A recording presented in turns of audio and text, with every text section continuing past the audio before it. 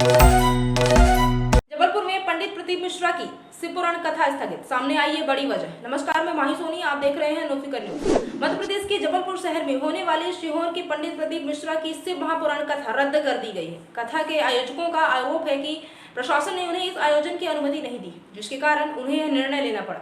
बताया गया है कि इस कथा आयोजन के लिए अभी तक 50 लाख खर्च किए जा चुके हैं। दरअसल जबलपुर में 1 से 7 जून तक पंडित प्रदीप मिश्रा की शिव महापुराण कथा एक नई नवेली इंडियन पीपुल्स पार्टी के राष्ट्रीय अध्यक्ष पुरुषोत्तम तिवारी करवा रहे थे। तिवारी ने बुधवार को जबलपुर में एक प्रेस कॉन्फ्रेंस करते हुए बताया कि उनकी पत्नी इस कथा की मुख्य आजमान थी। उनके राजनीतिक दल से इस कथा का कोई लेना देना नहीं था, बल्कि यह उनका व्यक्तिगत सामाजिक आयोजन था। पुरुषोत्तम तिवारी ने आरोप लगाया कि तमाम प्रयासों के बावजूद भी प्रशासन ने पंडित प्रदीप मिश्रा की कथा के लिए आवश्यक अनुमति प्रदान नहीं की। अब वो निरस्त हो गया है, क्या कारण ये है कि विगत 5 माह से हम लोग जिला और पुलिस प्रशासन के साथ संपर्क में हैं। लिखित आवेदन हम लोगों ने दिया, मौखिक डेलीगेशंस में उनसे चर्चा की, किंतु उनके द्वारा आज दिनांक तक अभी 4 बजे तक हमको किसी प्रकार की अनुमति इस आयोजन के लिए प्रदान नहीं की गई। इसलिए हमको विवश होकर इस आयोजन को निरस्त करना पड़ा, रद्द करना पड़ा।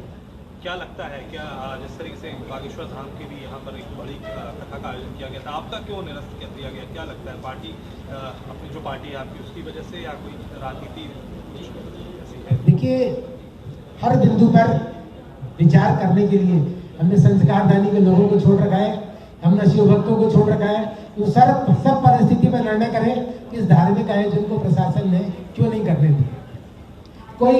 मैं तो व्यक्तिगत रूप से ये आयोजन कर रहा था, मैं और मेरी पत्नी का संकल्प था शिव महापुराण सुनने का।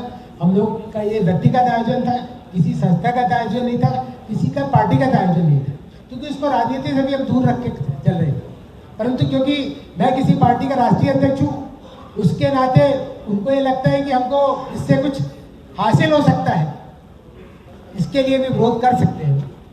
आपने एक चीज लिखी है प्रेस विज्ञप्ति में कि जबलपुर कलेक्टर और प्रशासन इसकी अनुमति नहीं दे रहे। क्या फेल है जिला प्रशासन और कलेक्टर के ऊपर जो आपने आरोप लगाया? मेरा आरोप नहीं है, मेरा ये है कि वो असहयोग कर रहे हैं, सहयोग नहीं कर रहे हैं। सहयोग करते तो ये आयोजन सफलतापूर्वक संपन्न होता है, उनके द्वारा सहयोग नहीं किया जाता। पंडित जी, ऐसा लगता है कि जिला प्रशासन पे कोई दबाव बना है? अब जिला प्रशासन ही इस बात का जवाब दे सकता है कि वो किसके दबाव में काम कर रहा है। कोई राजनीतिक दबाव तो नहीं?